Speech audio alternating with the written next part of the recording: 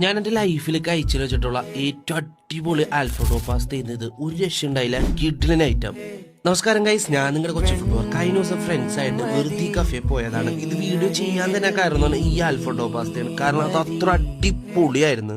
ഇവിടെ ഓരോ മാസവും ഷെഫിന്റെ സ്പെഷ്യൽ ഉണ്ടാവും. ഈ മാസത്തെ സ്പെഷ്യലാണ് ചിക്കൻ ഫ്രാഞ്ചൈസ് എന്ന് ഈ ഐറ്റം. സംഭവം ഒരു രക്ഷ ഉണ്ടായില്ല, കിഡ്ലൻ ഐറ്റം ആയിരുന്നു. പിന്നെ ഇവിടുത്തെ ആംബിയൻസ് ആണ്, ഒരു രക്ഷയില്ലാത്ത ആംബിയൻസ് ആണ് സെറ്റ് ചെയ്തേക്കണം.